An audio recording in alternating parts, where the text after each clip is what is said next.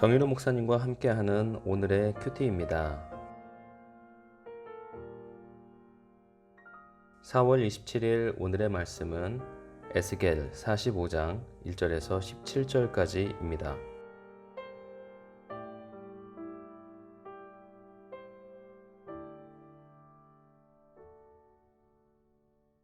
너희는 제비 뽑아 땅을 나누어 기업으로 삼을 때에 한 구역을 거룩한 땅으로 삼아 여호와께 예물로 드릴지니 그 길이는 25,000척이요 너비는 10,000척이라. 그 구역 안 전부가 거룩하리라. 그 중에서 성소에 속할 땅은 길이가 500척이요 너비가 500척이니 네모가 반듯하며 그 외에 사방 50척으로 전원이 되게 하되, 이 측량한 가운데에서 길이는 25,000척을 너비는 10,000척을 측량하고 그 안에 성소를 둘지니 지극히 거룩한 곳이요 그것은 성소 중에 수종드는 제사장들 곧 하나님께 가까이 나아가서 수종드는 자들에게 주는 거룩한 땅이니 그들이 집을 지을 땅이며 성소를 위한 거룩한 곳이라. 또 길이는 25,000척을 너비는 10,000척을 측량하여 성전에서 수종드는 레위 사람들에게 돌려 그들의 거주지를 삼아 마을 20을 세우게 하고, 구별한 거룩한 구역 옆에 너비는 5,000척을 길이는 25,000척을 측량하여 성읍의 기지로 삼아 이스라엘 온 족속에게 돌리고, 드린 거룩한 구역과 성읍의 기지된 땅의 좌우편 곧 드린 거룩한 구역의 옆과 성읍의 기지 옆의 땅을 왕에게 돌리되, 서쪽으로 향하여 서쪽 국경까지와 동쪽으로 향하여 동쪽 국경까지니 그 길이가 구역 하나와 서로 같을지니라. 이 땅을 왕에게 돌려 이스라엘 가운데에 기업으로 삼게 하면 나의 왕들이 다시는 내 백성을 압제하지 아니하리라. 그 나머지 땅은 이스라엘 족속에게 그 지파대로 줄지니라. 주 여호와께서 이같이 말씀하셨느니라. 이스라엘의 통치자들아, 너희에게 만족하니라.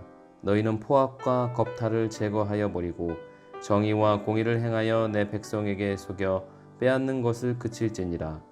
주 여호와의 말씀이니라.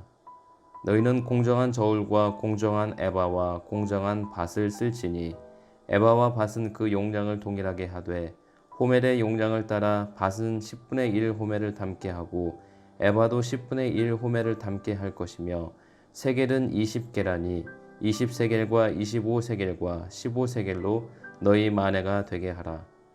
너희가 마땅히 드릴 예물은 이러하니 밀 한 호멜에서는 6분의 1 에바를 드리고 보리 한 호멜에서도 6분의 1 에바를 드리며, 기름은 정한 규례대로 한 고르에서 10분의 1 밭을 드릴지니 기름의 밭으로 말하면 한 고르는 10밭 곧 한 호멜이며 10밭은 한 호멜이라. 또 이스라엘의 윤택한 초장의 가축대 200마리에서는 어린 양 한 마리를 드릴 것이라. 백성을 속죄하기 위하여 이것들을 소제와 번제와 감사제물로 삼을지니라. 주 여호와의 말씀이니라. 이 땅 모든 백성은 이 예물을 이스라엘의 군주에게 드리고, 군주의 본부는 번제와 소제와 전제를 명절과 초하루와 안식일과 이스라엘 족속의 모든 정한 명절에 갖추는 것이니 이스라엘 족속을 속죄하기 위하여 이 속죄제와 소제와 번제와 감사제물을 갖출지니라. 아멘. 네, 오늘 말씀의 제목은 삶을 거룩하게 만드는 것입니다. 하나님은 제비를 뽑아 땅을 분배하라고 하십니다. 그리고 땅의 일부를 거룩한 땅으로 구별하여 하나님께 예물로 드리라고 명하십니다. 1절 말씀입니다. 너희는 제비 뽑아 땅을 나누어 기업으로 삼을 때에 한 구역을 거룩한 땅으로 삼아 여호와께 예물로 드릴지니 그 길이는 25,000척이요 너비는 10,000척이라.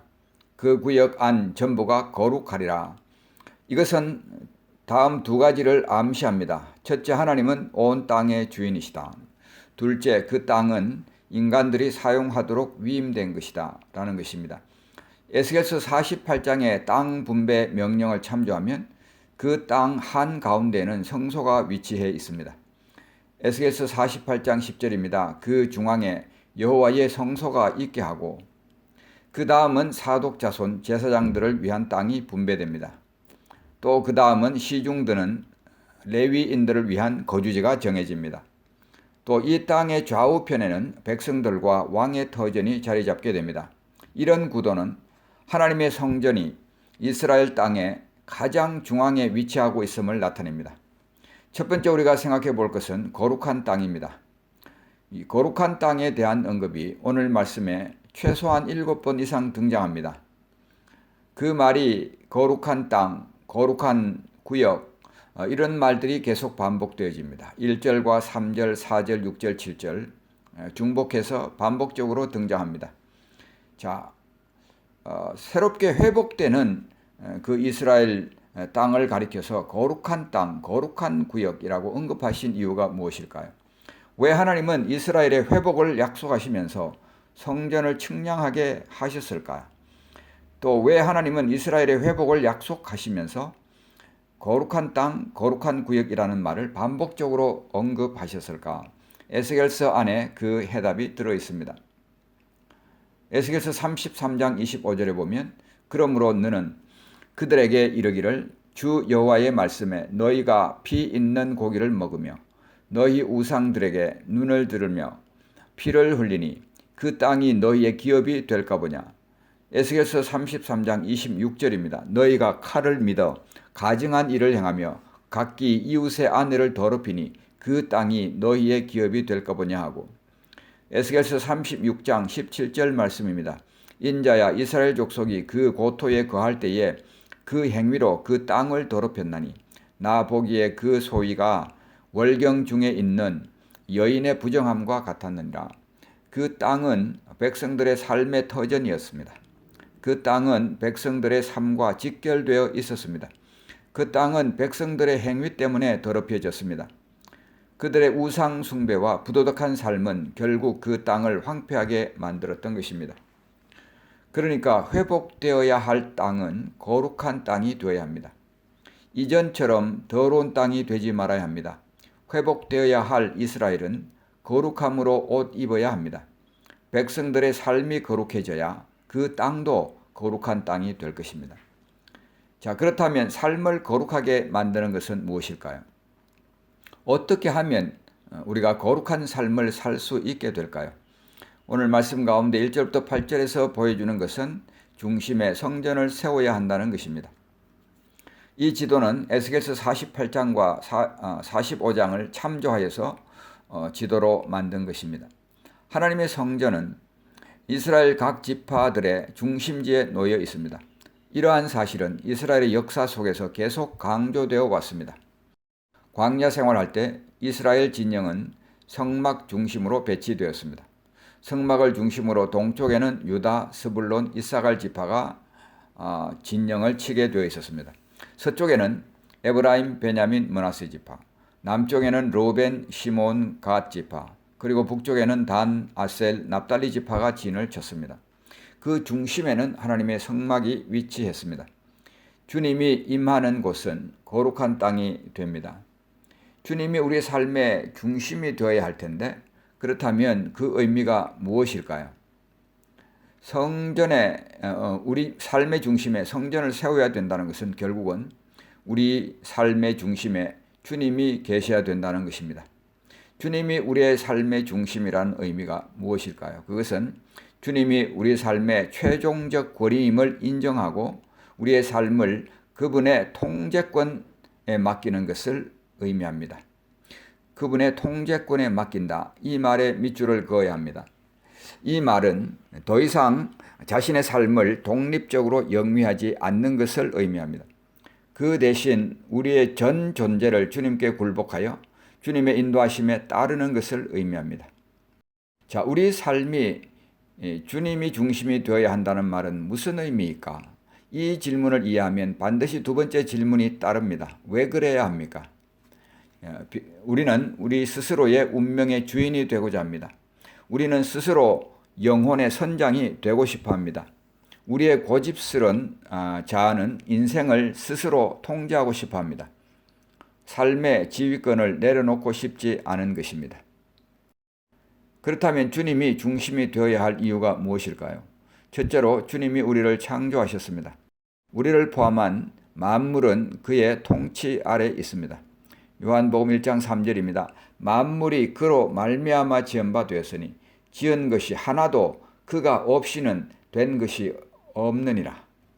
골로새 1장 16절입니다. 만물이 그에게서 창조되되 하늘과 땅에서 보이는 것들과 보이지 않는 것들과 혹은 왕권들이나 주권들이나 통치자들이나 권세들이나 만물이 다 그로 말미암고 그를 위하여 창조되었고, 하나님께서 만물을 지으셨습니다. 그러므로 그분이 우리의 주인이 되시면 당연합니다. 둘째, 주님의 다스리심이 가장 완전합니다. 우리의 지식과 경험은 부족합니다.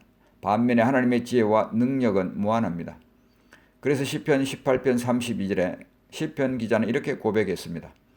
이 하나님이 힘으로 내게 띠두시며 내 길을 완전하게 하시며, 하나님만이 우리 길을 완전하게 하실 수 있다는 고백입니다. 우리가 잘 지혜롭게 사는 것 같지만 우리의 지혜와 우리의 능력은 제한적입니다. 그러나 우리 하나님의 지혜와 능력은 무한합니다. 그분에게 맡기는 것이야말로 우리의 길을 완전하게 하는 길입니다. 셋째로, 주님은 선하십니다. 하나님은 우리에게 좋은 것을 주시기 원하십니다. 마태복음 7장 11절입니다. 너희가 악한 자라도 좋은 것으로 자식에게 줄 알거든 하물며 하늘에 계신 너희 아버지께서 구하는 자에게 좋은 것으로 주시지 않겠느냐. 시편 107편 1절입니다. 여호와께 감사하라. 그는 선하시며 그 인자하심이 영원하미로다. 우리가 통제권을 이양한다 그럴 때에 마음에 어려운 이유가 무엇입니까? 내가 더 잘할 수 있을 것 같아서입니다. 또 다른 이유는 그렇게 살아도 괜찮을까 하는 의문이 들기 때문입니다. 주님은 우리가 그런 염려를 하지 않아도 된다고 말씀하십니다. 그분은 선하십니다. 좋은 것을 주실 줄 아는 하나님입니다. 좋은 것으로 줄 책임 의식을 가지고 있는 분이 우리 하나님이십니다. 자, 우리의 삶을 거룩하게 만드는 것, 첫 번째로 성전이 중심이 되어야 합니다. 주님이 중심이 되어야 합니다. 둘째로 거짓을 제해야 합니다. 9절부터 12절까지 말씀입니다. 특별히 10절부터 12절까지 너희는 공정한 저울과 공정한 에바와 공정한 밭을 쓸지니 에바와 밭은 그 용량을 동일하게 하되 호멜의 용량을 따라 밭은 10분의 1 호멜을 담게 하고 에바도 10분의 1 호멜을 담게 할 것이며 세겔은 20게라라. 계란이 20세겔과 25세겔과 15세겔로 너희 만회가 되게 하라. 자, 측정의 기준이 되는 도량형이 달라지면 그것에 의해 측정되는 모든 것이 달라지게 됩니다. 이스라엘 백성들은 기준이 되어야 할 도량형을 변형시켰습니다. 상업적인 거래가 거짓으로 갈 수밖에 없었습니다. 피아노나 기타를 조율할 때 옛날 수동 방식은 기준음을 잘 잡는 것이 중요했습니다. 기준음이 틀리면 나머지 조율하는 음도 다 틀려지기 때문입니다. 하나님께서 우리에게 주신 기준음은 양심입니다. 디모데전서 1장 19절 말씀입니다. 믿음과 착한 양심을 가지라. 어떤 이들은 이 양심을 버렸고 그 믿음에 관하여는 파선하였느니라. 양심의 소리에 귀를 기울여야 합니다. 양심의 소리 작게 여겨집니다. 그러나 이 작은 양심의 소리에 귀를 기울이지 않으면 큰 믿음이라는 배가 파선하고 마는 것입니다.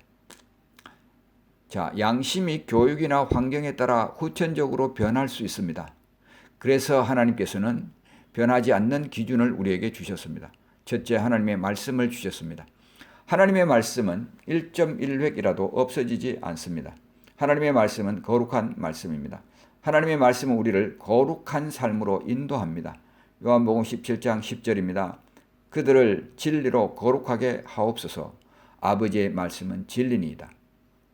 하나님의 말씀을 가까이 해야 할 이유가 여기 있습니다. 하루 3끼를 밥을 먹듯이 하루 3번 하나님의 말씀을 우리는 섭취해야 합니다. 우리의 대적은 쉴 새 없이 먹잇감을 노리고 있습니다. 사탄에게 그 틈을 주지 않으려면 하루 3끼 영적 양식을 섭취해야 합니다.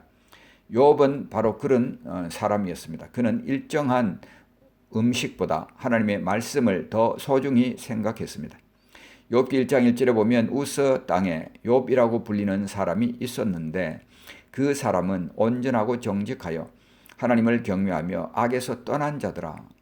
욥이 동방의 의인이라 불린 것은 그냥 된 것이 아니었습니다. 그는 삼시세끼 하나님의 말씀을 섭취한 사람이었습니다.